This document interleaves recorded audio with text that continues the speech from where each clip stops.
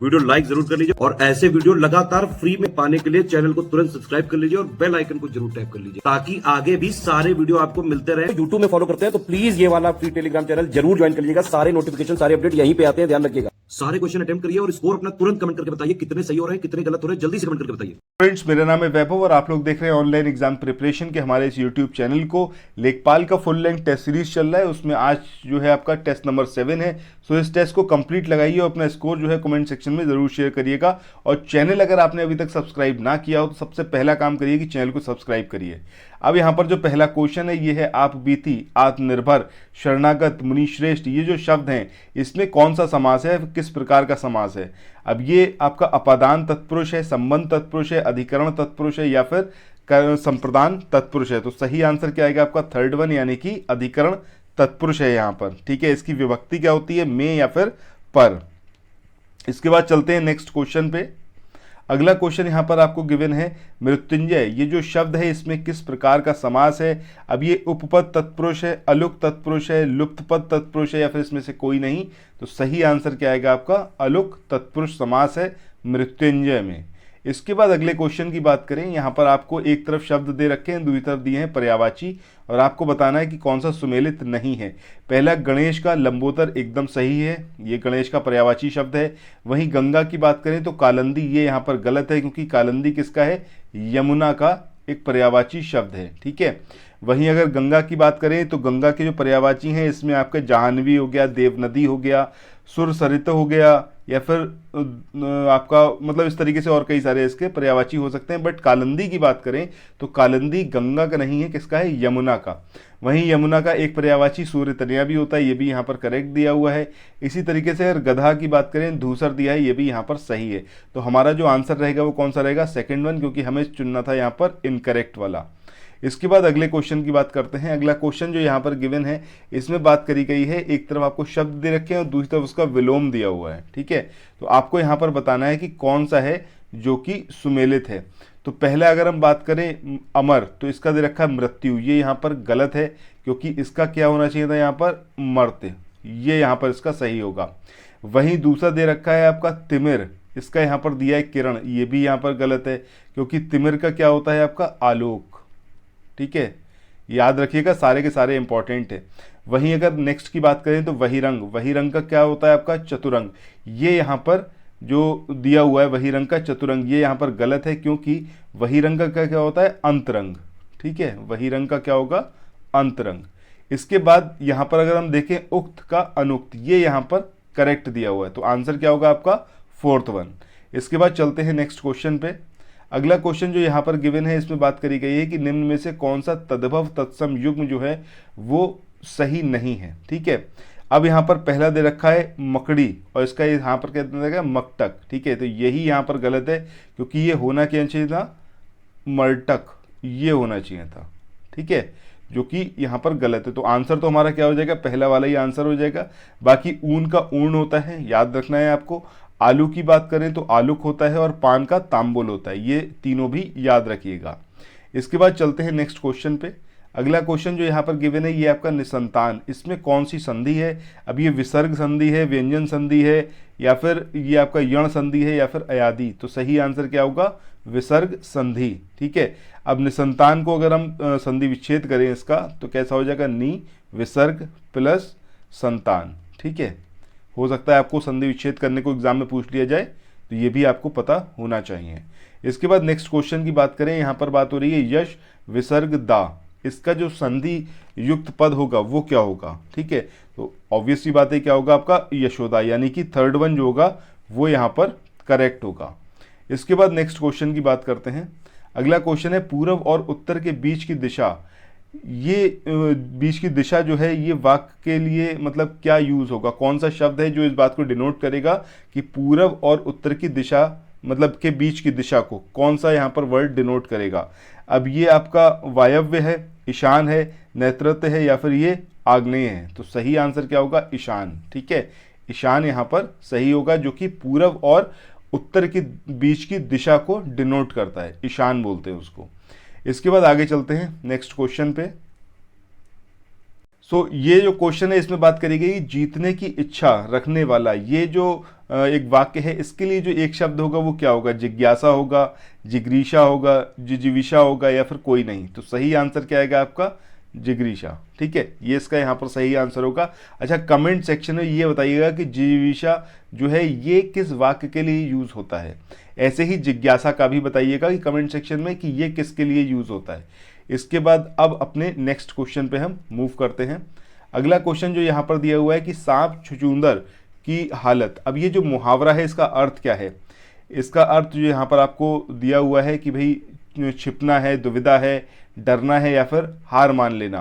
तो इसका जो सही आंसर होगा वो क्या होगा आपका? वो है दुविधा। ठीक है, इसके बाद चलते हैं नेक्स्ट क्वेश्चन पे। अगला क्वेश्चन यहाँ पर दिया हुआ है कि तन पर नहीं लता पान खाएं अलबत्ता। ये जो मुहावरा है, ठीक है, इस मुहावरे का अर्थ क्या है? गरीबी और लाचारी होना, झूठी रहीसी दिखाना, गरीबी होने पर पान खाना या फिर कोई नहीं। तो सही आंसर यहाँ पर क्या होगा आपका? झूठी रहीसी दिखाना। सो क्वेश्चन नंबर 11 पे आ गए दोस्तों। अगर आपको ये वाला टेस्ट अच्छा लग रहा है, ठीक है, और अगर आपने प्रीवियस टेस्ट नहीं देखे तो उनको भी ज़रूर देखिएगा। आई होप कि आपको बहुत ज़्यादा बेनिफिट करेंगे ये टेस्ट आपकी प्रिपरेशन में। आपको पता चलेगा कि आप कहाँ पर आपकी तैयारी जो है वो कमज़ोर पड़ रही है। तो इसके लिए आपको 2 काम करने हैं। सबसे पहला काम करिए कि चैनल को सब्सक्राइब करिए, उसके बाद इस वाले टेस्ट को आगे कंटिन्यू करिए। ठीक है, दूसरा जो नोटिफिकेशन बेल का आइकन है उसको ज़रूर प्रेस करिए। और तीसरा काम एक और करिएगा कि जहाँ भी सोशल मीडिया पर आप हैं, चाहे वो फेसबुक हो गया, चाहे व्हाट्सएप हो गया, चाहे वो आपका इंस्टाग्राम हो गया या फिर ट्विटर हो गया, जहाँ कहीं भी हैं, तो हर जगह इस चैनल के लिंक को या फिर इस वाले टेस्ट के लिंक को ज़रूर शेयर करिए। ये मेरी आप लोगों से रिक्वेस्ट है। ठीक है, एंड आई होप कि आप लोग ये काम ज़रूर करेंगे अगर आपको ये टेस्ट पसंद आ रहा है तो। अब इसके बाद हम चलते हैं नेक्स्ट क्वेश्चन पे। अगला क्वेश्चन जो यहाँ पर दिया हुआ है वो है आपका तोता चश्मी करना। अब ये जो मुहावरा है, अच्छा लास्ट वाले का आंसर आई थिंक एक बार रिपीट कर देता हूँ मैं आपको। इसका क्या होगा? झूठी रहीसी दिखाना। ठीक है, लास्ट वाला, यानी कि जो ये वाला आपका क्वेश्चन था कि तन पर नहीं लता पान खाए अलबत्ता, इस मुहावरे का अर्थ क्या होगा? झूठी रहीसी दिखाना। ठीक है, इसके बाद अगला जो हमारा क्वेश्चन है ये है आपका तोता चश्मी करना। ये जो मुहावरा है इसका अर्थ क्या होगा?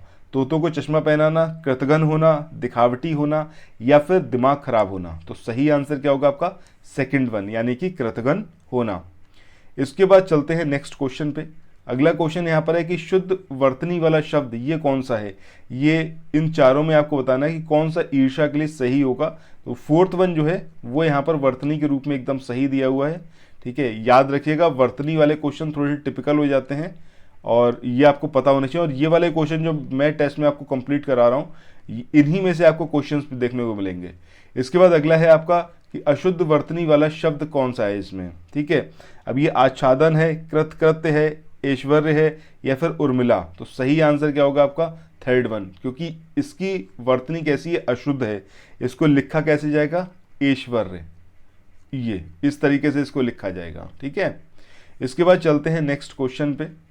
अगला क्वेश्चन यहाँ पर दिया हुआ है कि निम्न में से कौन सा उभयलिंग नहीं है। अब कौन सा नहीं है? ये सहाय है, विनय है, विधि है या फिर हानि। तो सही आंसर क्या आएगा आपका? हानि। इसके बाद चलते हैं अगले क्वेश्चन पे। अगला क्वेश्चन जो यहाँ पर दिया हुआ है इसमें बात करी गई है कि निम्न में से कौन सा बहुवचन है। अब ये हवा है, वर्षा है, हस्ताक्षर है या फिर बाह है। तो सही आंसर यहाँ पर क्या आएगा? हस्ताक्षर। हस्ताक्षर कैसा है? एक बहुवचन शब्द है।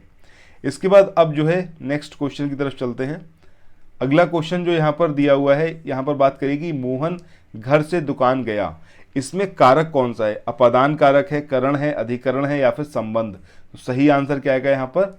अपादान कारक, कि मोहन घर से दुकान गया। ठीक है, इसके बाद चलते हैं अब अगले क्वेश्चन पे। अगला क्वेश्चन यहाँ पर गिवन है जिसके पेट में माँ ने रस्सी या फिर दाम बांध दी हो, उसके लिए जो एक शब्द आएगा वो क्या आएगा? दामाद आएगा, दामू आएगा, दामोदर आएगा या फिर ये दाक्षु आएगा। तो सही आंसर क्या आएगा आपका? थर्ड वन, यानी कि दामोदर। इसके बाद चलते हैं नेक्स्ट क्वेश्चन पे। अगला जो यहाँ पर क्वेश्चन दिया हुआ है ये है आपका दीठी। ये जो है शब्द है इसका तत्सम रूप क्या होगा? ये तो तद्भव है। ठीक है, अब ये दृष्टि होगा, दक्षिण होगा, दाहिना होगा या फिर दाम। तो सही आंसर क्या होगा आपका? दृष्टि। ठीक है, याद रखिएगा ये भी एग्जाम में पूछा गया क्वेश्चन है।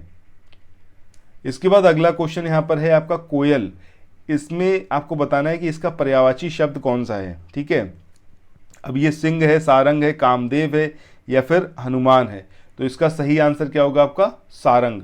किसका? कोयल। ठीक है, कोयल किसका एक पर्यायवाची शब्द है? सारंग का। ठीक है, इसके बाद अब आगे हम चलें तो ये देखिए एक पैराग्राफ यहाँ पर दिया हुआ है। स्क्रीन को पॉज करिए और एक बार इस पैराग्राफ को अच्छे से रीड करिए। ठीक है, पैराग्राफ थोड़ा सा लंबा है, सो बी पेशेंट। पहले आप स्क्रीन को पॉज करेंगे, इस पैराग्राफ को पढ़ेंगे और फिर आगे जो क्वेश्चंस आएंगे उनको यहाँ पर सॉल्व करने की कोशिश करेंगे। ठीक है, सो 3 पेज का पैराग्राफ है। आपको एग्जाम में ऐसे ही देखने को मिलेगा। हो सकता है पैराग्राफ थोड़ा छोटा मिल जाए, लेकिन इन केस अगर पैराग्राफ छोटा मिलता है तो उसमें आपको नंबर ऑफ क्वेश्चंस भी कम मिलेंगे। ठीक है, सो ये कंप्लीट पैराग्राफ है। आई होप कि आपने इसको पॉज करके पूरा रीड करा होगा। अब इसके बाद यहाँ पर ये क्वेश्चंस आते हैं। पहला यहाँ पर क्वेश्चन है कि बुंदेलखंड के किस जनपद का गांव जखनी एक जल ग्राम के रूप में उभरा है? अब ये बहराइच है, बांदा है, मथुरा है या फिर आगरा। तो अगर आपने पूरा पैराग्राफ पढ़ा है तो आपको ये समझ में आया कि जखनी गांव ये कहाँ का है? बांदा का। इसके बाद अगले क्वेश्चन की बात करें। अगला क्वेश्चन यहाँ पर है कि जल की कमी निम्न में से किस प्रकार से समाज को प्रभावित करती है? अब ये बेरोजगारी की समस्या बढ़ जाती है या फिर कामकाजी वर्ग का विशेषता पलायन होने लगता है या फिर सूखे की वजह से कृषि कार्य में लगे लोगों को आर्थिक परेशानियां उनकी बढ़ जाती हैं या फिर उपरोक्त सभी। तो अगर आपने पढ़ा है तो इसका आंसर क्या होगा? उपरोक्त सभी। ठीक है, मतलब गद्यांश को अगर आप एक बार प्रॉपरली देख लेंगे तो आप इन क्वेश्चंस को बहुत इजीली सॉल्व कर पाएंगे, ये टिपिकल नहीं होते। ठीक है, अगला क्वेश्चन यहाँ पर है कि बुंदेलखंड के बांदा जनपद के जखनी गांव में खेत में जल संरक्षण के लिए अपनाई गई मेड़ विधि के लिए आर्थिक सहयोग किसने दिया? अब ये राज्य सरकार ने दिया, केंद्र सरकार ने दिया, जल शक्ति मंत्रालय ने दिया या फिर इसमें से कोई नहीं। तो अगर आपने पैराग्राफ पढ़ा है तो आपको समझ में आएगा कि इसमें से कोई भी नहीं, क्योंकि ये जो जखनी गांव है यहाँ के लोगों ने परंपरागत जो तरीका था मेड़ विधि वाला, ठीक है, उसको अपनाकर इन्होंने जल संरक्षण किया है, वर्षा जल का। ठीक है, उन्होंने किसी से कोई आर्थिक सहयोग नहीं लिया, 1 रुपया नहीं लगाया। सिर्फ जो हमारा परंपरा चली आ रही थी किस तरीके से हम पानी को वो करें, प्रिजर्व करें, तो उसी तरीके को इन्होंने अपनाया है। अगर आप पैराग्राफ पढ़ेंगे बहुत इंटरेस्टिंग है, तो ज़रूर इसको पढ़िएगा।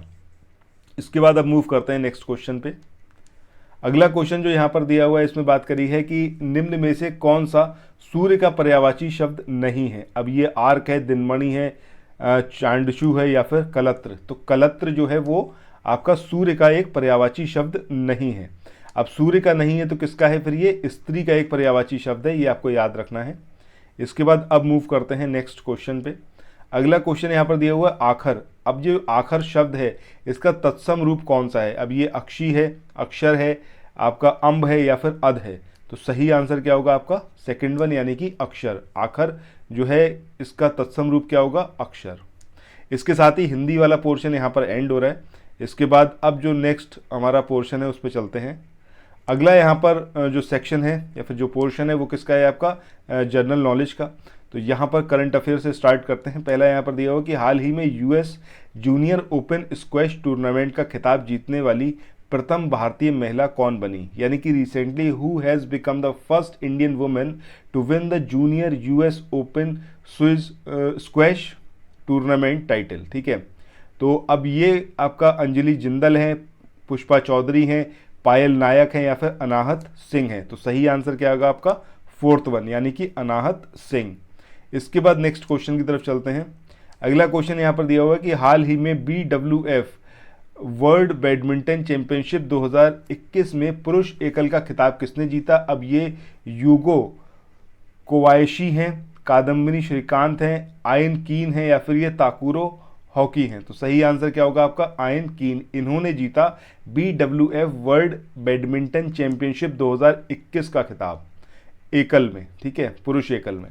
इसके बाद अगले क्वेश्चन की बात करें। यहाँ पर दिया हुआ है कि प्रतिवर्ष पूरे भारत में 23 दिसंबर को किसके जन्मदिन पर राष्ट्रीय किसान दिवस मनाया जाता है? यानी कि on whose birthday national farmers day is celebrated every year across India on 23 December. ठीक है, अब ये आपका शंकर दयाल शर्मा है, नीलम संजीव रेड्डी हैं, चौधरी चरण सिंह हैं या फिर डॉक्टर राजेंद्र प्रसाद। तो सही आंसर क्या आएगा आपका? चौधरी चरण सिंह। ठीक है, अब इनके बारे में आपने सुना भी होगा, बहुत बड़े किसान नेता थे ये, ठीक है, और हमारे देश के प्रधानमंत्री भी बने थे। इसके बाद आगे चलें, अगला क्वेश्चन जो यहाँ पर है कि हाल ही में गैब्रियल बोरिक ये किस देश के सबसे युवा राष्ट्रपति बने। अब ये पेरू है, अर्जेंटीना है, चिली है या फिर वेनेजुएला। तो सही आंसर क्या आएगा आपका, थर्ड वन यानी कि चिली। इसके बाद चले अगले क्वेश्चन पे। अगला क्वेश्चन यहाँ पर दिया हुआ है कि निम्न में से किसे पेटा इंडिया 2021 द्वारा पर्सन ऑफ द ईयर इसके लिए चुना गया। अब ये आपका दिया मिर्जा है, कृति सेनन है, आलिया भट्ट है या फिर विद्या बालन। तो सही आंसर यहाँ पर क्या आएगा आपका, आलिया भट्ट, यानी कि जो थर्ड वन है वो यहाँ पर करेक्ट होगा। इसके बाद अगला जो क्वेश्चन है यहाँ पर बात करी गई है आपसे कि निम्न में से कौन सा सिंधु घाटी सभ्यता का एक बंदरगाह नगर था, यानी कि जो पोर्ट सिटी थी इंडस वैली सिविलाइजेशन की, वो कौन सी है, कोटडीजी है, लोथल है, धौलावीरा है या फिर ये काली बंगन है। तो आपको बताना है इसमें से कौन सी वो सिटी है जो कि पोर्ट सिटी थी। सो इसका जो सही आंसर आएगा वो क्या आएगा आपका, लोथल, ठीक है, लोथल यहाँ पर इसका सही आंसर आएगा। इसके बाद मूव करते हैं नेक्स्ट क्वेश्चन पे। अगला क्वेश्चन यहाँ पर गिवन है आपका, गोमतेश्वर की मूर्ति इसका निर्माण निम्न में से किस वंश के शासकों के द्वारा करवाया गया। अब ये कुषाण वंश है, गंग वंश है, मौर्य वंश है या फिर गुप्त वंश है। तो यहाँ पर इसको आपको याद रखना है कि मैसूर के जो ये गंग वंश के शासक थे, इनका एक मंत्री था, उसका नाम था चामुंड, ठीक है। तो ये जो मंत्री था इसके द्वारा कर्नाटक में श्रावणबेल गोला में इसका निर्माण कराया गया था गोमतेश्वर की मूर्ति का। वेरी इंपॉर्टेंट, और ज़रूर आपको इसके बारे में पता होना चाहिए। इसके बाद नेक्स्ट क्वेश्चन की बात करें, यहाँ पर बात करी गई है गोस्वामी तुलसीदास निम्न में से किसके समकालीन थे। अब ये राणा प्रताप है, जहांगीर है, बलबन है या फिर मोहम्मद गौरी हैं, ठीक है। तो यहाँ पर क्या आएगा, अगर देखिए यहाँ पर अकबर भी दिया होता तो अकबर के समकालीन थे गोस्वामी तुलसीदास, और अगर अकबर के समकालीन थे तो राणा प्रताप के भी समकालीन थे। तो अगर यहाँ पर राणा प्रताप हो या फिर अकबर हो, दोनों ही यहाँ पर सही होगा, क्योंकि गोस्वामी तुलसीदास कंटेम्पोरेरी थे अकबर के भी और राणा प्रताप के भी, मतलब ये तीनों ही एक ही टाइम के व्यक्तित्व हैं। इसके बाद आगे मूव करें नेक्स्ट क्वेश्चन पे। अगला क्वेश्चन यहाँ पर गिवन है कि 1854 ईस्वी में शिक्षा संबंधी जो वुड डिस्पैच आया, इसके लिए मतलब ये जो लागू करा गया किसके टाइम ड्यूरेशन में करा गया या फिर किसके शासनकाल में। अब यहाँ पर आपको ऑप्शंस है, लॉर्ड कैनिंग है, डलहौजी है, हार्डिंग है या फिर एलेनबरो। तो सही आंसर यहाँ पर क्या आएगा, लॉर्ड डलहौजी, यानी कि सेकेंड वन जो होगा वो यहाँ पर करेक्ट होगा। इसके बाद अगले क्वेश्चन की बात करते हैं। अगला क्वेश्चन यहाँ पर दिया हुआ है कि निम्न में से किसके द्वारा मेवाड़ भील आंदोलन इसको चलाया गया। अब ये सरदार पटेल हैं, मोतीलाल तेजावत हैं, चितरंजन दास हैं या फिर इनमें से कोई नहीं। तो सही आंसर क्या आएगा आपका, मोतीलाल तेजावत, ठीक है, इनके द्वारा इसको चलाया गया था मेवाड़ भील आंदोलन को। इसके बाद चलते हैं नेक्स्ट क्वेश्चन पे। अगला क्वेश्चन यहाँ पर गिवन है, भगत सिंह के द्वारा किस वर्ष दिल्ली में हिंदुस्तान सोशलिस्ट रिपब्लिकन एसोसिएशन इसका गठन किया गया। ये 1926 है, 27 है, 28 है या फिर 29। तो सही आंसर क्या आएगा आपका, 1928, ये यहाँ पर इसका करेक्ट आंसर रहेगा। अगला क्वेश्चन यहाँ पर है कि निम्न में से कौन सुभाष चंद्र बोस के राजनीतिक गुरु रहे। अब ये यहाँ पर दिया हुआ ऑप्शंस में आपको सुरेंद्र नाथ बनर्जी, स्वामी विवेकानंद, देशबंधु, चितरंजन दास या फिर यहाँ पर गोपाल हरि देशमुख सही आंसर होगा। तो आई थिंक कि आप लोगों को ऑलरेडी पता होगा, थर्ड वन जो है यानी कि देशबंधु चितरंजन दास, वो यहाँ पर इसका करेक्ट आंसर रहेगा। इसके बाद नेक्स्ट क्वेश्चन की बात करें। अगला क्वेश्चन जो यहाँ पर है ये आपका चटगांव शस्त्रागार लूट, इसको निम्न में से किस क्रांतिकारी ने अंजाम दिया। ये सचेंद्र नाथ हैं या फिर राजेंद्र लहड़ी या फिर सूर्यसेन या फिर अरविंद घोष। तो इसमें से किसने इस मतलब लूटकांड को, चटगांव शस्त्रागार लूटकांड को अंजाम दिया था। और इसकी अगर हम बात करें तो ये कब हुआ था, 18 अप्रैल। इसका डेट भी आप याद रखिएगा, इंपॉर्टेंट है, हो सकता है एग्जाम में पूछ ले, 1930, ठीक है, 1930 में, और सूर्यसेन ने इसको अंजाम दिया था।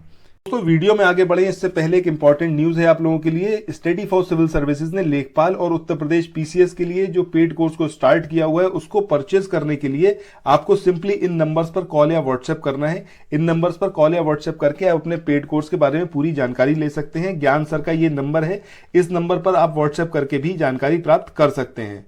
अब यहां पर मैं आपको बिल्कुल सजेस्ट करूंगा कि आप पेड कोर्स को परचेस करिए, क्योंकि इससे आपका जो सिलेबस है वो 100% कंप्लीट हो पाएगा। देखिए थोड़ा सा इन्वेस्टमेंट है और एंड आई होप कि आपको जरूर ये इन्वेस्टमेंट करना चाहिए अपनी पढ़ाई के लिए। अब देखिए परीक्षा में ज्यादा टाइम बचा नहीं है, तो जल्दी से इसको परचेस करिए और उसके बाद जो है आप ये जो वीडियोस आ रहे हैं इनको जरूर देखिए, और जो टेस्ट सीरीज चल रही है ऑनलाइन एग्जाम प्रिपरेशन पर, इसको भी जरूर परफॉर्म करके देखिए, ठीक है। और अगर आप परचेज नहीं कर सकते, इतना मॉनिटरी सपोर्ट नहीं है, तो उसके लिए भी ज्ञान सर ने यहाँ पर एक फ्री इनिशिएटिव को स्टार्ट किया हुआ है। ये जो आप यहाँ पर लिंक देख रहे हैं ये आपको डिस्क्रिप्शन बॉक्स में भी मिल जाएंगे। ये ऊपर वाला लिंक आपका लेखपाल के लिए है और नीचे वाला आपका यूपीपीसीएस प्री 2022 के लिए है। अब इनको सिर्फ आप ज्वाइन मत करिएगा, ये मेरे आप लोगों से रिक्वेस्ट है कि एक्टिव मेंबर यहां पर बनिएगा, पैसिव मेंबर मत बनिएगा। मतलब सिंपली ये मत करिएगा कि आपने ज्वाइन कर लिया बस बात खत्म हो गई। डेली जो यहां पर क्विज आए उस क्विज को परफॉर्म करिए और अपने आप को जज करिए कि आप कहां पर स्टैंड कर रहे हैं। जहां भी आप पीछे छूट रहे हैं, आपकी पढ़ाई में कमी रह जा रही है, उस कमी को जो है इंप्रूव करने की कोशिश करिए। और जितना जो हमारा प्लेलिस्ट दिया हुआ है स्टडी फॉर सिविल सर्विसेज का जो मेन यूट्यूब चैनल, इसका लिंक भी आपको डिस्क्रिप्शन बॉक्स में मिल जाएगा, तो वहां पर जाकर वीडियोस को कंप्लीट देखिए, ठीक है। अपनी तैयारी में कहीं से कहीं तक कोई कमी छोड़िए मत। तो इसी मैसेज के साथ अब जो है मूव करते हैं अपने नेक्स्ट क्वेश्चन पे। क्वेश्चन यहां पर दिया हुआ है कि सौर मंडल का जो सबसे बड़ा ग्रह है बृहस्पति, ठीक है। अब इसका एक उपग्रह है ज्ञानीमीड, इसका रंग कैसा है? लाल है, हरा है, गुलाबी है या फिर पीला है? तो आंसर क्या होगा इसका? पीला, येलो कलर का है ये ज्ञानीमीड। इसके बाद नेक्स्ट क्वेश्चन की बात करें, यहां पर दिया हुआ है आपको कि निम्न में से कौन सा सक्रिय ज्वालामुखी नहीं है? अब ये एटना है, स्ट्रोम्बोली है, कोलिमा है या फिर ये फ्यूजियामा है? तो पहली बात इनकी लोकेशन आपको पता होनी चाहिए, चाहे हम इटली उसकी स्ट्रोम्बोली की बात करें या फिर हम बात करें एटना की, तो दोनों ही ये कहाँ पर हैं? इटली में है, ठीक है। इसके अलावा अगर हम बात करें इसकी कोलिमा की, तो कोलिमा ये आपका कहाँ पर है? ये है आपको पड़ता है मैक्सिको में, ठीक है, मैक्सिको का है ये। और फ्यूजियामा ये तो आप समझ ही गए होंगे, फ्यूजियामा कहाँ का है? जापान का। तो इनकी लोकेशन भी अक्सर एग्जाम में पूछी जाती है, तो इसलिए इसकी लोकेशन भी आपको पता होनी चाहिए। अब यहाँ पर पूछा गया है कि कौन सा है जो कि सक्रिय ज्वालामुखी नहीं है। अब सक्रिय नहीं है वो कौन सा है? आपका फ्यूजियामा, जापान वाला, ये यहाँ पर सक्रिय ज्वालामुखी नहीं है। बाकी जो तीनों हैं, चाहे एटना की बात करें या स्ट्रोम्बोली की या फिर कोलिमा की, ये तीनों ही कैसे हैं? एक्टिव वॉल्केनो है। यहाँ पर क्वेश्चन दे रखा है कि मैकाल पठार निम्न में से किस राज्य में स्थित है, यानी कि in which of the following states is the Maikal plateau located. अच्छा, मैकाल पहाड़ियों की बात करें, इनका जो सर्वोच्च शिखर है वो कौन सा है? आपका अमरकंटक। ये भी आपको यहाँ पर याद रखना है। दूसरी बात, अब इसकी लोकेशन की बात करें, मध्य प्रदेश, छत्तीसगढ़, झारखंड या फिर उड़ीसा, तो सही आंसर क्या होगा आपका? छत्तीसगढ़। इसके बाद नेक्स्ट क्वेश्चन की तरफ चलते हैं।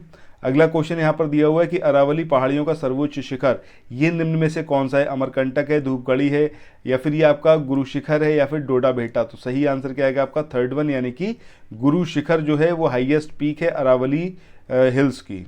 नेक्स्ट क्वेश्चन यहाँ पर है कि जलोढ़ मिट्टी यानी कि जो एलुवियल सॉइल होती है, इसमें किसकी बहुलता होती है? मतलब कौन सी यहाँ पर है, चाहे पोटाश की बात करें, नाइट्रोजन की, फास्फोरस की या फिर ह्यूमस की, तो किसकी बहुलता होती है? अब ये आपको बताना है। तो सही देखिए यहाँ पर आंसर क्या आएगा? पहला वाला, यानी कि पोटाश, इसकी यहाँ पर बहुलता होती है एलुवियल सॉइल में। नेक्स्ट क्वेश्चन की बात करें, यहाँ पर है कि निम्न में से कौन सी झील केरल राज्य में नहीं है? अब ये कोलेरू झील है, वेम्बनाड है, अष्टमुडी है या फिर पेरियार? तो ये जो तीनों है, चाहे वेम्बनाड की बात करें या अष्टमुडी की या फिर पेरियार, ये तीनों ही केरला में है। वही कोलेरू झील की बात करें तो ये केरला में नहीं है, ये कहाँ पर है? आंध्र प्रदेश में, ठीक है। आंध्र प्रदेश की ये एक झील है, ये आपको याद रखना है, बहुत इंपॉर्टेंट है। इसके बाद नेक्स्ट क्वेश्चन की बात करते हैं। अगला क्वेश्चन यहाँ पर दिया हुआ है कि किसी देश द्वारा आयातों पर लगाया गया जो कर होता है वो कौन सा होता है? इसको क्या बोला जाता है? एस्टेट टैक्स बोला जाता है, टैरिफ बोलते हैं, सेल्स टैक्स बोलते हैं, या फिर इसमें से कोई नहीं? तो सही आंसर क्या आएगा आपका? टैरिफ, ठीक है। टैरिफ जो है वो यहाँ पर सही आंसर आएगा। नेक्स्ट क्वेश्चन की बात करते हैं। अगला क्वेश्चन है कि निम्न में से कौन सी महिला संविधान सभा में शामिल नहीं थी? अब ये सुचेता कृपलानी है, रेणुका राय हैं, अरुणा आसफ अली हैं या फिर ये जी दुर्गाबाई हैं? तो देखिए टोटल 15 वुमेन्स थी जिनका रोल रहा था कॉन्स्टिट्यूशन फ्रेमिंग में, ठीक है। तो वहीं यहाँ पर अगर हम बात करें तो अरुणा आसफ अली जो हैं वो यहाँ पर नहीं थी, ठीक है। मतलब ये हमारा सही आंसर आएगा। और एक चीज़ यहाँ पर और याद रखना है, जो ये 15 वुमेन्स थी उसमें सुचेता कृपलानी थी, रेणुका राय थी, जी दुर्गाबाई थी। इनके अलावा अगर हम बात करें तो अम्मू स्वामीनाथन थी और एनी मस्करिन थी, ठीक है। बेगम एजाज रसूल थी। इस तरीके से 15 वुमेन्स हैं, इनका नाम आप ज़रूर याद रखिएगा, फीमेल, जिन्होंने मतलब कंट्रीब्यूट किया था कॉन्स्टिट्यूशन फ्रेमिंग में। इसके बाद नेक्स्ट क्वेश्चन की बात करते हैं। अगला जो क्वेश्चन है यहाँ पर बात करेगी पृथ्वी के लिए जो पलायन वेग है यानी कि एस्केप वेलोसिटी है वो कितनी है, 10.2 किलोमीटर पर सेकेंड, 11.2 किलोमीटर पर सेकेंड, या फिर 9 है, या फिर ये 12.3 है। तो सही आंसर क्या आएगा, 11.2 किलोमीटर पर सेकेंड। मतलब किसी भी चीज़ को अगर इतने वेग से फेंका जाएगा तो पृथ्वी पर वापस लौटकर नहीं आएगी। इसके बाद आगे चलें, अगला क्वेश्चन यहाँ पर गिवन है कि निम्न में से कौन सी नाइट्रोजन उर्वरक नहीं है। अब कौन सा है जो कि नाइट्रोजन उर्वरक नहीं है, ये आपको यहाँ पर बताना है। अब इसमें जो आपको ऑप्शंस दे रखे हैं आपका calcium cyanamide, ammonium sulphate, calcium nitrate या फिर पोटेशियम सल्फेट। तो आंसर क्या होगा आपका, फोर्थ वन, यानी कि पोटेशियम सल्फेट जो है वो नाइट्रोजन उर्वरक नहीं है। इसके बाद अब जो है नेक्स्ट क्वेश्चन की तरफ चलते हैं। अगला क्वेश्चन यहाँ पर है आपका 1 GB, इसमें मतलब ये जो है वो किसके बराबर होता है, 1024 बाइट के, 1024 किलो बाइट के, 1024 मेगाबाइट के, या फिर 1024 टेराबाइट के। तो यहाँ पर आंसर क्या आएगा, 1024 मेगाबाइट। तो इसके साथ ही आपका ये जनरल नॉलेज वाला सेक्शन यहीं पर एंड हो रहा है। इसके बाद नेक्स्ट सेक्शन की तरफ चलते हैं जो कि है आपका मैथ का पोर्शन। मैथ के पोर्शन के पहले क्वेश्चन की बात करें, यहाँ पर आपको एक टर्म दे रखा है K3562 अब ये जो टर्म है, इस टर्म में k की वैल्यू क्या होगी ये आपको बताना है, जबकि ये टर्म 11 से डिविजिबल है। तो 11 से डिविजिबिलिटी वाला रूल हमारा क्या कहता है कि जो इवन प्लेसेस पर नंबर है उनका और जो ऑड प्लेसेस पर नंबर है उनका जो डिफरेंस है वो अगर 11 से डिविजिबल है तो कोई भी टर्म जो है वो 11 से डिविजिबल होगी। ठीक है, अब यहाँ पर अगर हम बात करें इवन प्लेसेस पर जो नंबर्स हैं वो कौन कौन से हैं आपके, k है, 5 है और 2 है। ठीक है, यानी कि k+7 ये वैल्यू निकल के आएगी। ऐसे ही ऑड प्लेसेस की बात करें तो 3, 6 और 4, तो ये कितनी आ जाएगी, 13। अब ये जो डिफरेंस है k+7 और -13 ये डिविजिबल होना चाहिए 11 से। वो किस केस में होगा, जब ऊपर जो है आपकी वैल्यू 0 हो जाए, तो 0/11 कितना हो जाएगा, 0 हो जाएगा। ठीक है, अब ऊपर कब होगा, जब k की वैल्यू हम क्या रख दें, 6 रख दें, तो 6 + 7 ये कितना हो जाएगा, 13, -13, तो ऊपर वैल्यू कितनी आ जाएगी, 0। तो यहाँ पर जो आंसर आएगा वो कितना आएगा आपका, 6 आएगा, और वो यहाँ पर गिवन नहीं था, तो 6 यहाँ पर होगा, ये यहाँ पर इसका सही आंसर होगा। ठीक है, 6। इसके बाद अब मूव करते हैं नेक्स्ट क्वेश्चन पे। अगला जो क्वेश्चन है यहाँ पर बात बोली गई है कि वह न्यूनतम प्राकृतिक संख्या आपको ज्ञात करनी है जिसे 1372 से गुणा करने पर एक पूर्ण घन संख्या प्राप्त हो। यानी कि एक जो है पूर्ण घन संख्या प्राप्त करनी है, 1372 में ऐसी किस संख्या से मल्टीप्लाई करें। तो यहाँ पर अगर हम ऑप्शन के अकॉर्डिंग चलें तो सबसे पहले अगर हम 2 से मल्टीप्लाई करते हैं 1372 की, तो ये जो वैल्यू निकल के आएगी ये कितनी आएगी आपकी, 2744। अब अगर 2744 की बात करें तो आप इसको देख लीजिए कि किसका जो है क्यूब रूट है। अब ये किसका क्यूब बनेगा, ये बनेगा आपका 14 का। ठीक है, 14 का क्यूब बनेगा ये, और उसकी वैल्यू कितनी आएगी आपकी 2744। दैट मीन्स कि 1372 के साथ मल्टीप्लाई किसकी करते हैं, 2 की मल्टीप्लाई करते हैं, तो हमारा जो डिज़ायर्ड कंडीशन है वो फुलफिल हो जाएगी। तो आंसर क्या आएगा आपका 2। इसके बाद अब जो है मूव करते हैं नेक्स्ट क्वेश्चन पे। अगला जो यहाँ पर क्वेश्चन दिया हुआ है इसमें बात करी गई है कि 2 पेंसिलें 24 सेंटीमीटर और 42 सेंटीमीटर की हैं। यदि हम इन्हें बराबर साइज की बनाना चाहें तब समान साइज की पेंसिलों की न्यूनतम संख्या कितनी होगी। ठीक है, न्यूनतम संख्या आपको निकालनी है यहाँ पर, मतलब कि यहाँ पर आपको सिंपली एलसीएम निकाल देना है 24 और 42 का, और जो आंसर आएगा वो आपका कितना आएगा 11 यहाँ पर इसका आंसर आएगा कि नंबर ऑफ जो पेंसिल्स हैं वो न्यूनतम संख्या कितनी होगी, 11 होगी। ठीक है, करके देखिएगा, ना आए तो कमेंट सेक्शन में बताइएगा। इसके बाद नेक्स्ट क्वेश्चन की बात करें, यहाँ पर बात करी गई है आपसे कि एक पहिए की त्रिज्या जो है वो 1 सही 3/4 मीटर है। ये आपको रेडियस यहाँ पर गिवन कर दी। इसके बाद कह रहा है कि 11 किलोमीटर की दूरी तय करने पर वह कितने चक्कर लगाएगा। ठीक है, मतलब 11 किलोमीटर की डिस्टेंस इसको कवर अप करनी है। अब अगर आपको रेडियस दे रखा है दैट मीन्स कि आप सर्कमफेरेंस यानी कि परिधि निकाल लेंगे।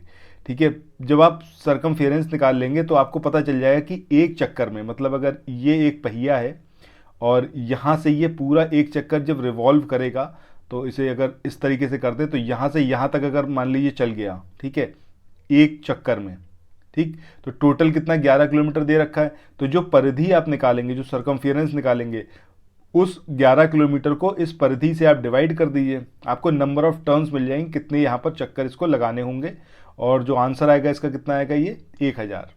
इसके बाद अगले क्वेश्चन की बात करें। अगला क्वेश्चन यहाँ पर है कि 600 छात्रों ने भौतिकी और रसायन विज्ञान की परीक्षा दी। 35% छात्र भौतिकी में अनुत्तीर्ण हुए और 45% छात्र रसायन विज्ञान में अनुत्तीर्ण हुए, और रसायन विज्ञान में उत्तीर्ण होने वाले 40% छात्र भौतिकी में भी उत्तीर्ण हुए। तो आपको बताना है कि दोनों में कितने छात्र अनुत्तीर्ण हुए, मतलब कितने छात्र ऐसे थे जो कि फेल हो गए दोनों ही सब्जेक्ट में, चाहे हम बात करें फिजिक्स की या फिर हम बात करें केमिस्ट्री की। तो सबसे पहले यहाँ पर क्या करेंगे, हम एक छोटा सा टेबल इसको बना सकते हैं। यहाँ पर लाइक अगर हमने बना लिया कि जो रिजल्ट है यहाँ पर अगर हम मान लें कि फेल्ड कैंडिडेट और यहाँ मान लें पास कैंडिडेट, यहाँ पर फिजिक्स की बात करते हैं, यहाँ पर हम केमिस्ट्री की बात करते हैं। अब जो जो गिवन है उसके अकॉर्डिंग चलते हैं। तो सबसे पहले अगर हम बात करें जो फेल हुए फिजिक्स में वो कितने हैं, 35%, और जो फेल हुए केमिस्ट्री में वो कितने हैं आपके 45%। इसके बाद जो पास कैंडिडेट हैं आपके फिजिक्स के वो कितने हैं आपके 65%, और यहाँ पर कितने हैं 55%। ठीक है, ये एक चीज़ है जो कि यहाँ पर गिवन है। अब यहाँ पर एक चीज़ आपको पता होनी चाहिए कि 55% बच्चे ऐसे हैं जो पास हुए हैं केमिस्ट्री में, यानी कि 600 का जो 55% है ये आप निकाल दीजिए यहाँ पर, तो आपको जो कैंडिडेट पास हुए केमिस्ट्री में उनकी वैल्यू मिल जाएगी। और जब वो वैल्यू आपको मिल जाएगी, इसके बाद 40% वो बच्चे हैं जो कि पास हुए केमिस्ट्री में, ठीक है, और वही बच्चे फिजिक्स में भी पास हुए, जो यहाँ पर ये आपको टर्म दे रखा है ना यहाँ पर कि 40% स्टूडेंट ऐसे हैं जो कि फिजिक्स में भी उत्तीर्ण हुए और केमिस्ट्री में भी उत्तीर्ण हुए। तो दोनों में जो उत्तीर्ण हुए बच्चे उनकी संख्या आप निकाल लीजिए। ठीक है, मतलब अब आपको दो यहाँ पर वैल्यूज पता चल गई, एक तो वो कि जो केमिस्ट्री में पास हुए 55% उनकी आपने वैल्यू निकाल ली, और दोनों सब्जेक्ट्स में जो पास हुए उनकी आपने वैल्यू निकाल ली।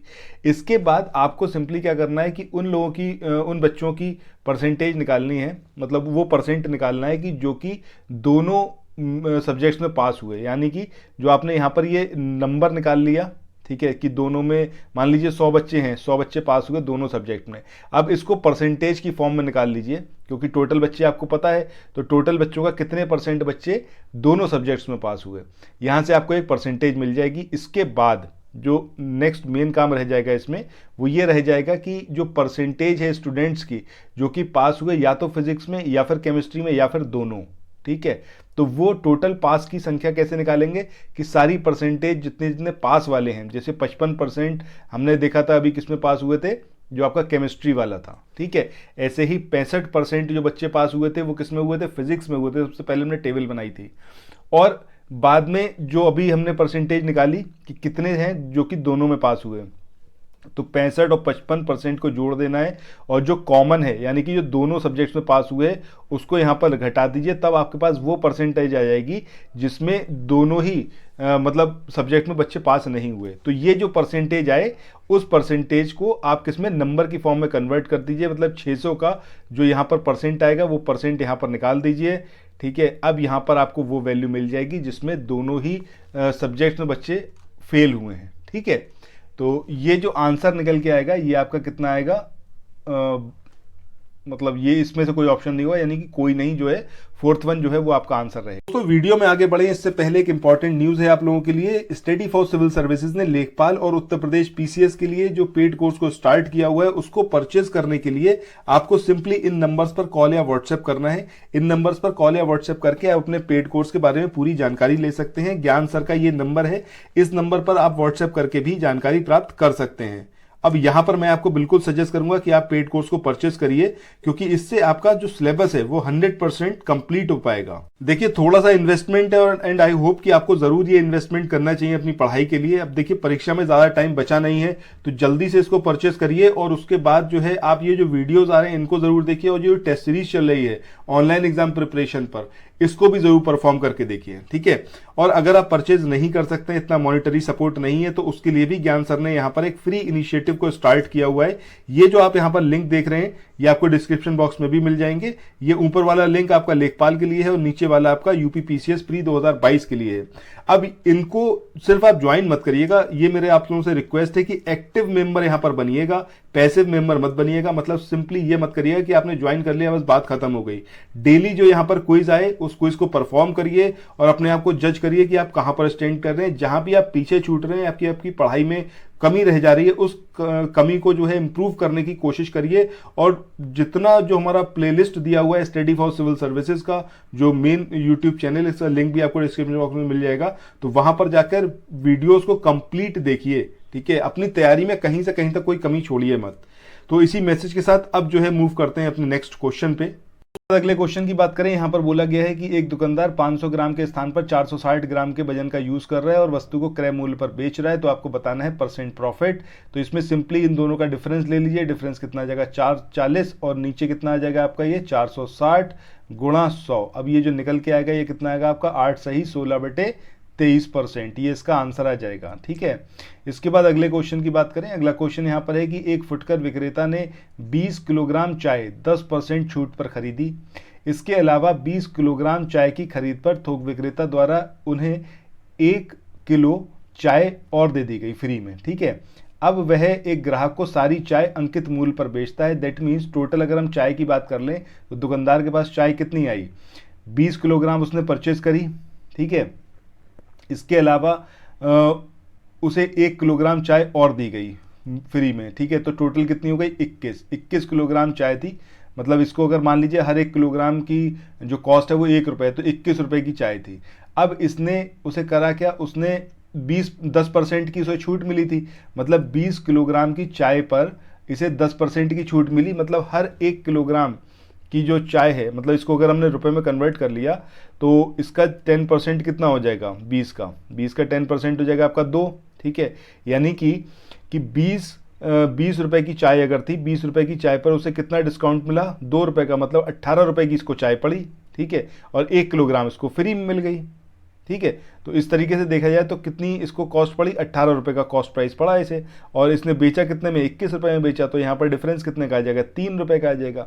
और ओरिजिनल प्राइस कितना था 18 था, गुणा 100 कर दीजिए तो यहाँ पर 16 सही, या फिर आप समझिए तो 16.66% जो होगा वो इसका यहाँ पर आंसर आ जाएगा। यानी कि थर्ड वन जो होगा वो यहाँ पर करेक्ट होगा। इसके बाद अगले क्वेश्चन की बात करें, यहाँ पर बात करेगी एक सम चतुर्भुज के विकर्ण यहाँ पर दे रखे हैं 18 सेंटीमीटर और 24 सेंटीमीटर। इसका आपको परिमाप निकालना है। तो रोम्बस की अगर हम बात करें तो रोम्बस में क्या होता है, इसकी साइड सारी बराबर होंगी। ठीक है, और ये रहे इसके डायगोनल इक्वल नहीं होंगे, लेकिन 90 डिग्री पर डायगोनल काटते हैं। ठीक है, तो एक डायगोनल की वैल्यू कितनी दे रखी है 18 सेंटीमीटर दे रखी है, और दूसरे डायगोनल कितनी दे रखी है 24 सेंटीमीटर दे रखी है। अब इस डायगोनल की हेल्प से आपको यहाँ पर इसकी ये निकालनी है, साइड निकालनी है। साइड पता चल जाएगा तो आप परिमाप निकाल लेंगे। तो सॉल्व करके देखिएगा आंसर क्या आएगा, इसका आंसर आएगा 60 सेंटीमीटर। इसके बाद अगले क्वेश्चन की बात करते हैं। अगला क्वेश्चन है, यदि एक वर्ग की भुजा 24 सेंटीमीटर है तो उसके परिबद्ध जो वृत्त है उसकी परिधि क्या होगी। ठीक है, मतलब एक ये यहाँ पर वर्ग दिया हुआ स्क्वायर है, अब इसके चारों तरफ एक ये सर्किल बना दिया। ठीक है, अब इसकी जो साइड दे रखी है कितनी है 24 सेंटीमीटर। तो यहाँ पर अगर ये वृत्त का हम सेंटर मान लें, क्योंकि ये आपका जो वर्ग है इसका जो ये पॉइंट है और जो वृत्त है वृत्त की परिधि पर ही होगा, तो ये क्या होगी रेडियस होगी। ये आपको पता है कितना है 24 है। तो अगर इसको नीचे ड्रॉ कर ले तो ये हो गया डायामीटर, ये आपको पता है 24, ये आपको पता है 24।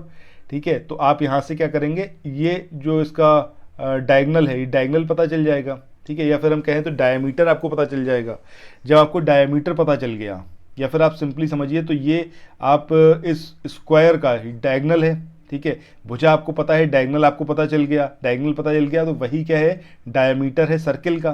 तो सर्किल का डायमीटर पता चल गया, हाफ करेंगे तो क्या मिल जाएगा उसका जो रेडियस है। तो वहाँ से आप सिंपली इसकी परिधि निकाल सकते हैं। तो आंसर क्या निकल के आएगा, आपका आंसर आएगा 24/√2 पाई। क्वेश्चन की बात करें, यहाँ पर बात करी गई यदि त्रिभुज का क्षेत्रफल 30 सेंटीमीटर है, उसका कर्ण कितना है 13 सेंटीमीटर, तो आपको त्रिभुज की अंतर त्रिज्या ज्ञात करनी है। तो यहाँ पर एक त्रिभुज, ये समझिए ये एक त्रिभुज है, इसका कर्ण ये 13 है। दैट मीन्स कि बेस या फिर लंब इसमें से कोई एक 5 होगा और एक होगा 12। ठीक है, अब यहाँ पर जो अंतर त्रिज्या का फॉर्मूला होता है वो कितना होता है आपका P plus b minus h upon 2। ठीक है, यानी कि जो बेस है और जो लंब है इन दोनों को ऐड करिए और हाइपोटेन्यूज यानी कि जो कर्ण है उसमें से उसको घटा दीजिए और डिवाइडेड बाई 2 कर दीजिए, you will get the answer. तो यहाँ पर जो इसका आंसर निकल के आएगा वो कितना आएगा, 2 सेंटीमीटर। इसके बाद अगले क्वेश्चन की बात करें, यहाँ पर है कि दो संकेंद्रित वृत्त हैं जिनके क्षेत्रफल कितना है, 9 और 12 के रेशो में है। ठीक है, और उनके व्यास जो है वो व्यास यहाँ पर दिया हुआ है कि वो कितना है, उस व्यासों का अंतर 4 सेंटीमीटर है। तो आपको बाहरी वृत्त जो है उसका क्षेत्रफल यहाँ पर ज्ञात करना है। तो सबसे पहली चीज़ कि एक मान लीजिए पाई r1 स्क्वायर, मतलब पहले वाले का एरिया, दूसरे वाले का एरिया, ये 9 और 16 के रेशो में दे रखे हैं। तो यहाँ से आप R1 और R2 का रेशो निकाल सकते हैं। जब R1 और R2 का रेशो आ जाएगा दैट मीन्स कि आपने डायमीटर D1 D2 इसका रेशो निकाल लिया, क्योंकि इसको 2 से मल्टीप्लाई कर दीजिए, क्योंकि डायमीटर क्या होता है, त्रिज्या का दुगना होता है। तो यहाँ से आपको डायमीटर का वो मिल जाएगा कि क्या उसका वो आएगा। ठीक है, अब यहाँ पर आपको निकालना क्या है कि बाहरी वृत्त का क्षेत्रफल निकालना है, यानी कि आपको अल्टीमेटली रेडियस पता होनी चाहिए। तो डायमीटर का रेशियो आपको पता चल गया, और डायमीटर का रेशियो पता चल गया, डिफरेंस आपको ऑलरेडी दे रखा है। तो यहाँ से आप D1 और D2 की दोनों की वैल्यूज़ फाइंड आउट कर पाएंगे। जैसे ही आपने D1 D2 की वैल्यू फाइंड आउट कर ली, जिसकी भी डायमीटर बड़ा है जिसका, ठीक है, तो उसके डायमीटर के अकॉर्डिंग आप उसकी त्रिज्या निकाल लीजिए 2 से डिवाइड करके, और उसके बाद सिंपली उसका आप एरिया फाइंड कर लेंगे और आंसर जो निकल के आएगा वो कितना आएगा, 64 पाई। इसके बाद अगले क्वेश्चन की बात करें, यहाँ पर आपको एक क्वाड्रेटिक इक्वेशन दे रखी है, x square minus 5 equal to 4x। अब इसको आपको सॉल्व करना है और x की जो मान है वो आपको निकालने हैं, और ये इजी क्वेश्चन है, सॉल्व करके देखिएगा आंसर कितना आएगा, -4 और 8। इसके बाद अगले क्वेश्चन की बात करते हैं। यहाँ पर बात करिए k का मान ज्ञात कीजिए जिससे द्विघात समीकरण के मूलों का योग मूलों के गुणनफल के समान हो जाए। अब ये आपको एक यहाँ पर इक्वेशन दे रखी है, और मूलों का योग की अगर हम बात करें तो मूलों का जो योग होता है वो कितना होता है, -b/a, और जो मूलों का गुणनफल होता है वो c/a होता है। ठीक है, मतलब जो आपको पता होगा ना, एक क्वाड्रेटिक इक्वेशन होती है, उसकी स्टैंडर्ड फॉर्म क्या है कि ax square plus bx plus c। अब यहाँ पर जैसे दे रखा है, ये एक्स स्क्वायर के साथ में कितना है, k प्लस 1 है, तो यहाँ पर a की वैल्यू कितनी हो जाएगी, a इक्वल टू हो जाएगा आपका k प्लस 1। ऐसे ही b की वैल्यू कितनी हो जाएगी, प्लस का 2k, और c की वैल्यू यहाँ पर कितनी हो जाएगी, 4। अब ये a b c तीनों की वैल्यूज यहाँ पर रखिए, तो यहाँ पर ये हो गया आपका सम ऑफ रूट्स, और ये हो गया आपका मल्टीप्लिकेशन ऑफ रूट्स। ठीक है, अब ये दोनों चीज़ें आपको पता चल गई। अब दोनों कैसे हैं, इक्वल हैं, इन दोनों को इक्वेट कर दीजिए। अब जो भी आपका आंसर निकल के आएगा उसको देख लीजिए यहाँ पर। ठीक है, तो k की वैल्यू कितनी आएगी, -2। इसके बाद अगले क्वेश्चन की बात करें, यहाँ पर बात करी गई है कि उस वृत्त का व्यास आपको ज्ञात करना है जिसका क्षेत्रफल कितना है, 20 सेंटीमीटर है, और 48 सेंटीमीटर व्यास वाले दो वृत्तों के क्षेत्रफल के योग के बराबर है। मतलब एक वृत्त का व्यास आपको ज्ञात करना है जिसका क्षेत्रफल 20 सेंटीमीटर और 48 सेंटीमीटर वाले दो छोटे छोटे वृत्त हैं जिनके एरिया के इक्वल है। मतलब ये मान लीजिए इसका एरिया हो गया पाई r स्क्वायर इक्वल टू कितना हो जाएगा, पाई r1 स्क्वायर प्लस कितना हो जाएगा, पाई r2 स्क्वायर। अब यहाँ पर ये इसका व्यास दे रखा है, दैट मीन्स आपको त्रिज्या दे रखी है, 2 से डिवाइड कर दीजिए, यहाँ पर 10 सेंटीमीटर हो जाएगा, यहाँ 24 हो जाएगा। अब इसके बाद आपको क्या, इसका यहाँ पर ये क्या निकालना है, व्यास निकालना है। ठीक है, तो यहाँ पर रेडियस को रिमूव करके हटा के क्या लिख सकते हैं आप, d/2 का स्क्वायर लिख सकते हैं। पाई तो हट ही जाएगा सब में से, इधर कितना हो जाएगा r1 स्क्वायर प्लस इधर कितना हो जाएगा r2 स्क्वायर। अब इस पूरी इक्वेशन को सॉल्व करिएगा तो आंसर के अंदर निकल के आएगा आपका 52। उसके बाद इस क्वेश्चन की बात करें, यहाँ पर बात करी गई एक समचतुर्भुज है जिसके सभी शीर्ष वृत्त पर स्थित हैं। ठीक है, अब आपको बताना है कि समचतुर्भुज का क्षेत्रफल आपको बताना है यहाँ पर, और वृत्त का क्षेत्रफल जो है वो कितना है, 1256। मतलब ये यहाँ पर एक सर्कल दिया हुआ है और इस सर्कल के अंदर एक समचतुर्भुज बना हुआ है, इसके सभी शीर्ष कहाँ पर हैं, वृत्त पर हैं।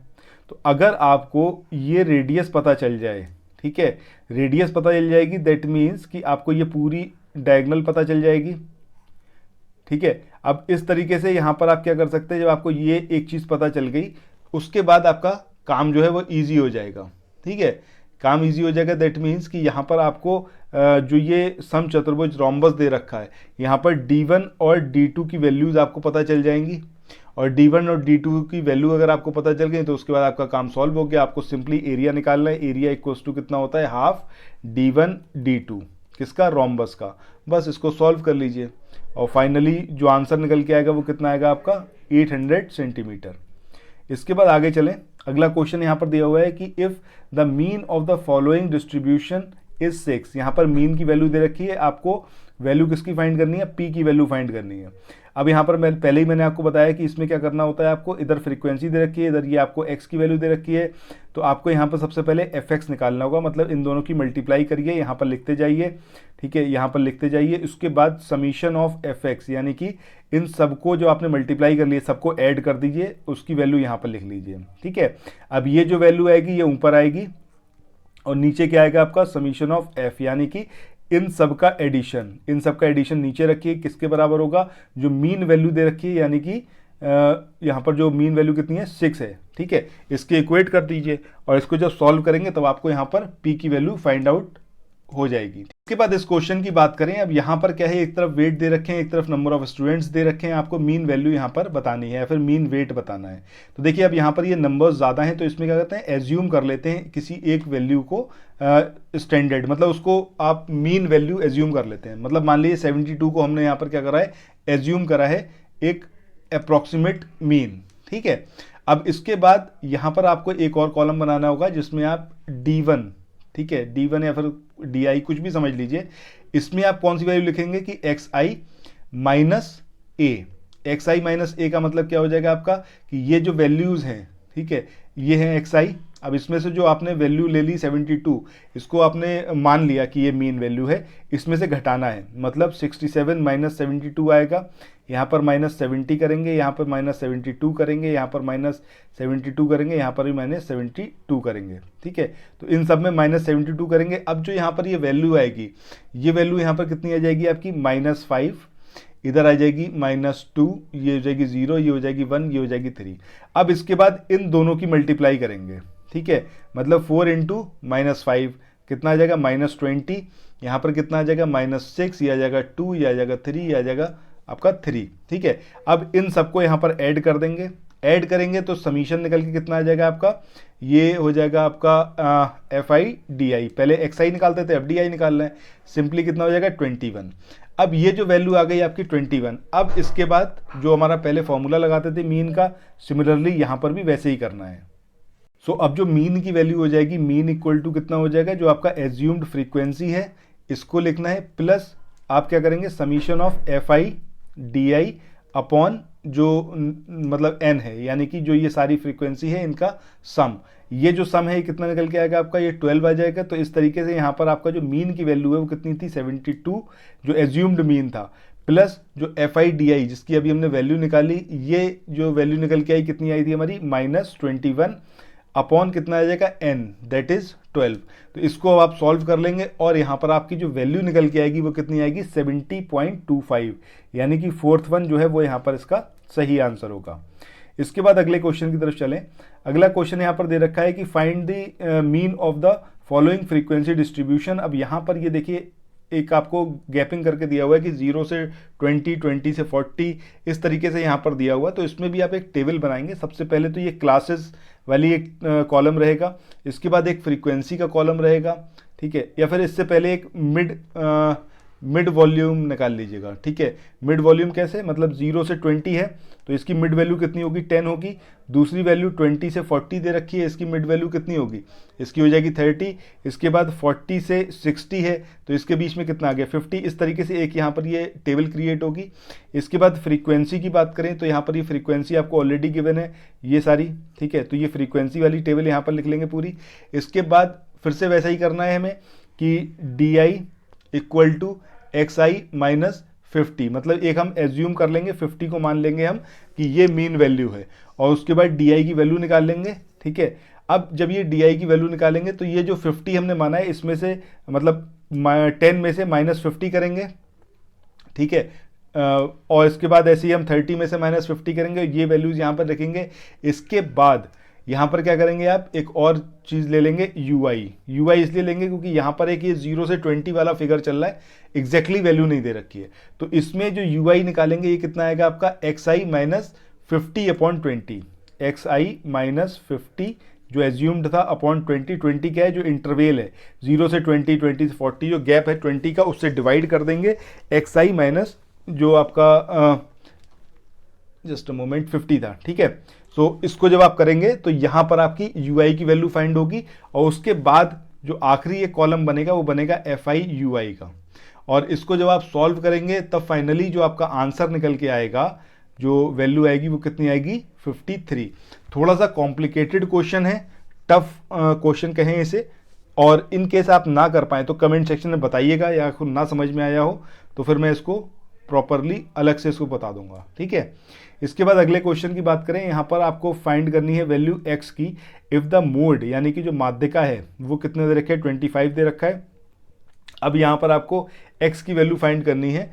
अब x की वैल्यू फाइंड करने के लिए आप क्या करेंगे कि भैया जो x है ये 25, अगर यहाँ पर देखें तो सबसे ज़्यादा टर्म किसकी आ रही है 25 की आ रही है, तो यही यहाँ पर इसका आंसर हो जाएगा, यानी कि 25 जो होगा वो इसका मोड हो जाएगा। इसके बाद आगे चलते हैं अगले क्वेश्चन पे, और यहाँ से आपका स्टार्ट होता है DI का, ठीक है, डेटा इंटरप्रिटेशन वाला यहाँ से आपका स्टार्ट हो रहा है। सो DI के पहले क्वेश्चन की तरफ चलते हैं। पहला यहाँ पर क्वेश्चन दे रखा है कि 2007 में स्कूल C में दाखिल की गई लड़कियों की कुल संख्या उसी वर्ष A और B में जो लड़कियां दाखिल हुई थी, इनकी भर्ती हुई थी, उनकी कुल संख्या के बीच का अनुपात आपको निकालना है। मतलब ऊपर आपको रखना है स्कूल C और नीचे रखना है A और B का एडिशन, ठीक है। तो यहाँ पर स्कूल C की बात करें तो ये ब्लैक वाली लाइन जो है ये स्कूल C को डिनोट कर रही है। अब यहाँ पर 2007 में देखें तो यहाँ पर ये जो लड़कियों की संख्या है ये कितनी है आपकी 20, और A और B की ये जो यहाँ पर वैल्यूज़ दे रखी हैं वो कितनी है 25 और 30, यानी कि कितना हो जाएगा, दोनों को जोड़ के हो जाएगा 55। अब ये जो आपका रेशो है 20/55 यही आपका आंसर आएगा, और ये जो आंसर आएगा वो कितना आएगा आपका रेशो निकल के 4 और 11, ठीक है। इसके बाद नेक्स्ट क्वेश्चन की बात करें। अगला क्वेश्चन यहाँ पर दे रखा है कि किस स्कूल में वर्ष 2008 और 2004 में भर्ती की गई लड़कियों की संख्या के बीच जो न्यूनतम अंतर है वो आपको बताना है। स्कूल आपको यहाँ पर बताना है 2008 और 2004 में न्यूनतम संख्या। अब 2008 और 2004 की बात करें, सबसे पहले ये रहा 2008, ये रहा आपका 2004, ठीक है। अब यहाँ पर बताना है स्कूल A, B और C किसमें न्यूनतम यहाँ पर रहा है, तो इसको ध्यान से देखिए और इसको आइडेंटिफाई करने की कोशिश करिए, और जो इसका आंसर निकल के आएगा वो क्या आएगा, school A and school B both. इसके बाद अगले क्वेश्चन की बात करें, यहाँ पर है कि तीनों स्कूलों में मिलाकर वर्ष 2006 में दाखिल की गई लड़कियों की लगभग औसत संख्या कितनी है, ये यहाँ पर आपको निकालना है। सो 2006 की बात करें तो ये आपका 2006 है। अब यहाँ पर ये तीनों स्कूल की बात कर लें, इन तीनों स्कूलों की आप संख्या यहाँ पर ऐड करिए और ऐड करके उसका आप औसत निकाल दीजिए, मतलब डिवाइडेड बाई 3 कर दीजिए, आपको आंसर इसका मिल जाएगा। और इसका जो आंसर निकल के आएगा वो कितना आएगा आपका 20,800, यानी कि 2800 इसका आंसर आएगा। इसके बाद आगे चलते हैं नेक्स्ट क्वेश्चन पे। नेक्स्ट क्वेश्चन की बात करें, यहाँ पर बात करिए 2004 में इस तीनों स्कूलों में दाखिल की गई लड़कियों की कुल संख्या 2007 में स्कूल C में दाखिल की गई लड़कियों की जो कुल संख्या है उसका कितना प्रतिशत है, यानी कि 2007 और 2000 के बारे में आपको देखना है। तो यहाँ पर अगर हम देखें तो 2004 की अगर हम बात करें तो 2004 में ये 3 वैल्यूज आएंगी और इन तीनों का एडिशन कितना हो जाएगा 20, 15 और 10, यानी कि 45,000। तो 45,000 हो गए 2004 में। और 2007 की अगर हम बात करें तो 2007 में कितनी ये वैल्यू आएगी निकल के आपकी 20, ठीक है। अब इसका आपको सिंपली परसेंटेज निकालना है, तो 45/20 गुणा 100 करिए और आपको मिल जाएगा आंसर। और आंसर कितना आएगा आपका तकरीबन 22.5 के आसपास आएगा, सॉरी 225 आएगा, 225, ठीक है।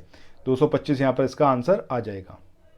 सो इसके बाद अब मूव करते हैं नेक्स्ट क्वेश्चन पे।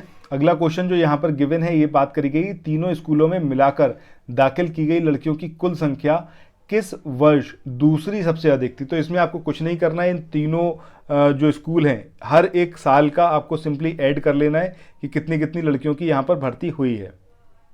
सो यहाँ पर आप ये आपका 2004 की बात कर लें, यहाँ पर ऐड करिए, यहाँ पर ऐड करिए, यहाँ पर ऐड करिए और यहाँ पर ऐड करिए, इन सबको आप ऐड कर लीजिए, ठीक है, सेपरेटली। और उसमें देख लीजिए कि सेकंड हाईएस्ट कौन सा है, सेकंड हाईएस्ट जो भी निकल के आएगा वही आपका आंसर हो जाएगा। और जो आंसर निकल के आएगा वो क्या होगा आपका 2007, ठीक है। तो यहाँ पर ये मैथ वाला सेक्शन एंड हो रहा है। इसके बाद नेक्स्ट चलते हैं आपके ग्राम समाज एवं विकास पर। दोस्तों वीडियो में आगे बढ़े इससे पहले एक इंपॉर्टेंट न्यूज है आप लोगों के लिए। स्टडी फॉर सिविल सर्विसेज ने लेखपाल और उत्तर प्रदेश पीसीएस के लिए जो पेड कोर्स को स्टार्ट किया हुआ है उसको परचेज करने के लिए आपको सिंपली इन नंबर्स पर कॉल या व्हाट्सएप करना है। इन नंबर्स पर कॉल या व्हाट्सएप करके आप अपने पेड कोर्स के बारे में पूरी जानकारी ले सकते हैं। ज्ञान सर का ये नंबर है, इस नंबर पर आप व्हाट्सएप करके भी जानकारी प्राप्त कर सकते हैं।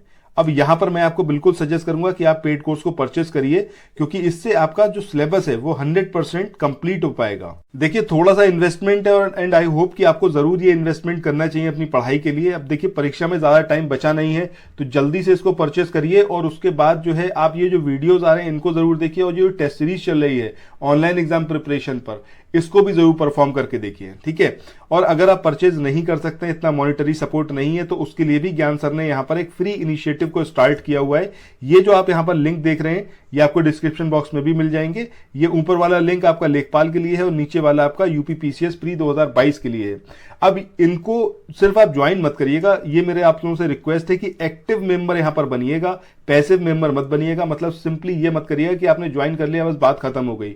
डेली जो यहां पर क्विज आए उस क्विज को परफॉर्म करिए और अपने आप को जज करिए कि आप कहां पर स्टैंड कर रहे हैं। जहां भी आप पीछे छूट रहे हैं, आपकी पढ़ाई में कमी रह जा रही है, उस कमी को जो है इंप्रूव करने की कोशिश करिए। और जितना जो हमारा प्लेलिस्ट दिया हुआ है स्टडी फॉर सिविल सर्विसेज का जो मेन यूट्यूब चैनल, इसका लिंक भी आपको डिस्क्रिप्शन बॉक्स में मिल जाएगा, तो वहां पर जाकर वीडियोस को कंप्लीट देखिए, ठीक है। अपनी तैयारी में कहीं से कहीं तक कोई कमी छोड़िए मत।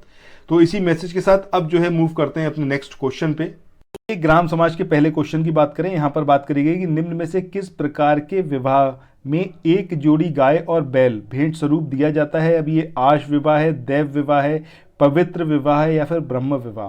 तो सही आंसर क्या आएगा आपका आश विवाह। इसमें एक जोड़ी बैल और मतलब गाय जो है वो दिया जाता है।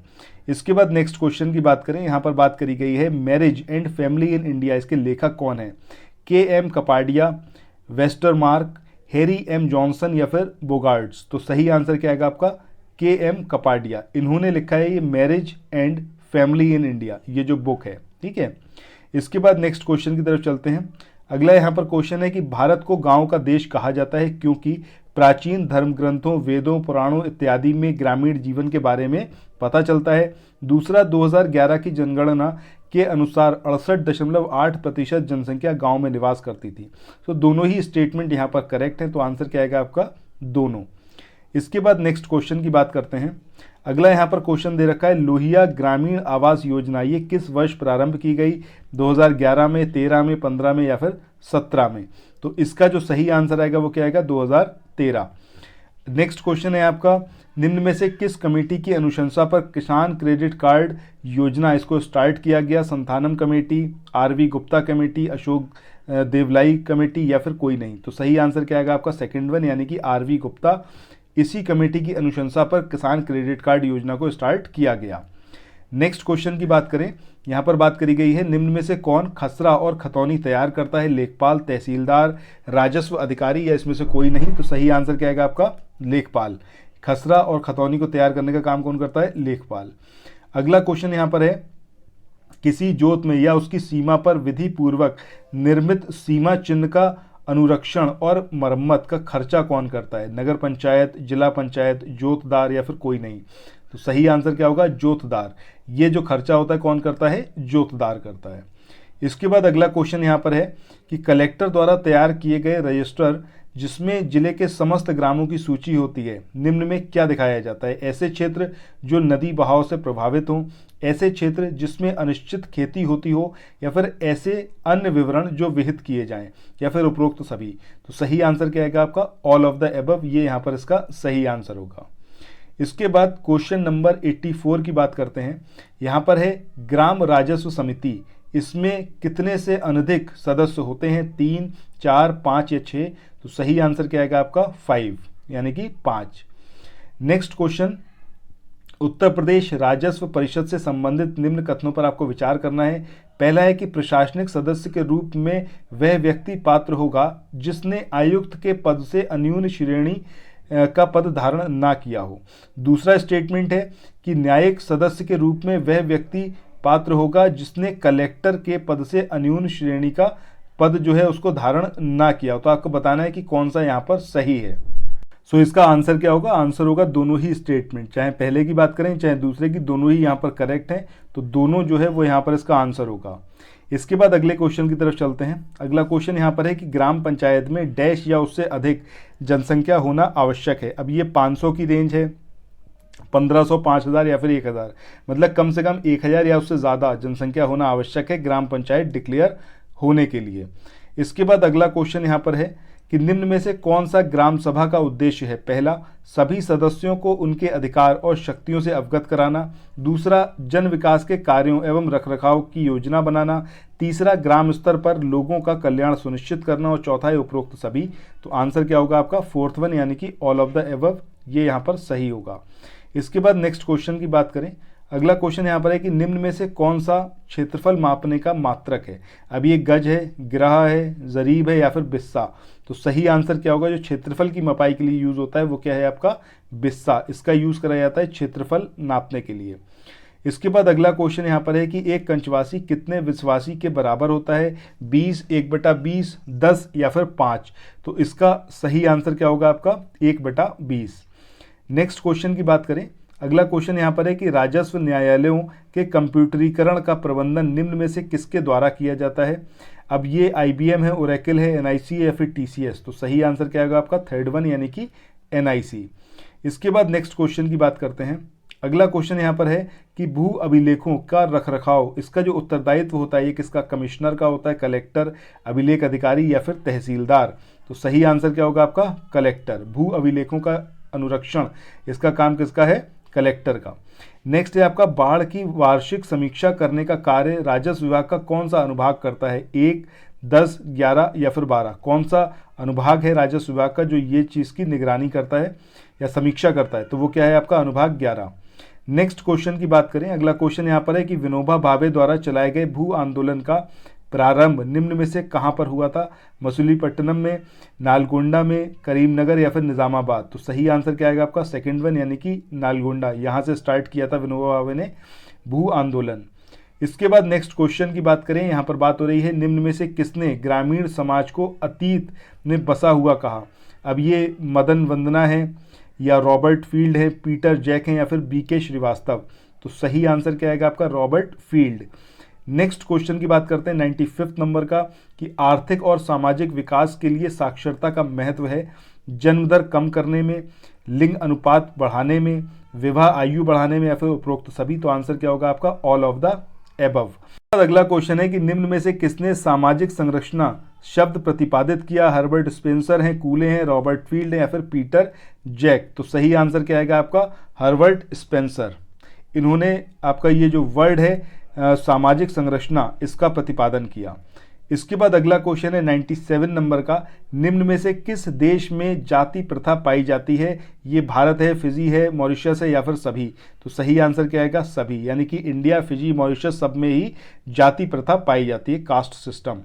इसके बाद 98 नंबर का क्वेश्चन है, हरित क्रांति निम्न में से किस पर आधारित है। कृषि विकास कार्यनीति, औपचारिक ऋण, कृषि विस्तार या फिर उपरोक्त सभी। तो ऑल ऑफ द एबव जो होगा वो यहाँ पर आंसर रहेगा। इसके बाद 99 नंबर के क्वेश्चन की बात करें कि 10वीं पंचवर्षीय योजना में शामिल निगरानी रखने योग्य लक्ष्य निम्न में से किससे संबंधित हैं। प्रति व्यक्ति आय में वृद्धि, शिशु मृत्यु दर में गिरावट, बाल मृत्यु दर में गिरावट या फिर उपरोक्त सभी। तो ऑल ऑफ द एबव यहाँ पर भी इसका आंसर रहेगा। इसके बाद आज का जो आखिरी क्वेश्चन है ये है आपका, भारत में गरीबी हटाने संबंधी कार्यनीति में शामिल क्या है। आर्थिक समृद्धि, बुनियादी न्यूनतम सेवाओं का प्रावधान, प्रत्यक्ष रूप से लक्षित गरीबी हटाओ आंदोलन या फिर उपरोक्त तीनों। तो सही आंसर क्या आएगा आपका, उपर्युक्त तीनों। ये तीनों ही यहाँ पर सही होंगे। तो इसके साथ ही ये वाला हमारा टेस्ट यहीं पर एंड हो रहा है। आपका स्कोर क्या रहा था कमेंट सेक्शन में आप लोग ज़रूर बताइएगा, और कैसा आपको ये टेस्ट लगा, इसका लेवल कैसा लगा ये भी कमेंट सेक्शन में बताइएगा। इसके साथ सबसे ज़्यादा इंपॉर्टेंट चीज़ ये है कि आप लोग चैनल को ज़्यादा से ज़्यादा प्रमोट करिए, अपने हर एक सोशल मीडिया प्लेटफॉर्म पे ज़रूर इसके लिंक को शेयर करिए ताकि और लोग भी इस टेस्ट सीरीज़ का फ़ायदा उठा पाएँ। और अगर आपने चैनल को सब्सक्राइब ना किया हो तो सबसे पहला काम आप चैनल को सब्सक्राइब करिए और अपने हर सोशल मीडिया प्लेटफॉर्म पर इसको सर्कुलेट करिए। तो फिर मिलते हैं नेक्स्ट वीडियो में। Till then thank you so much, have a nice day, bye bye.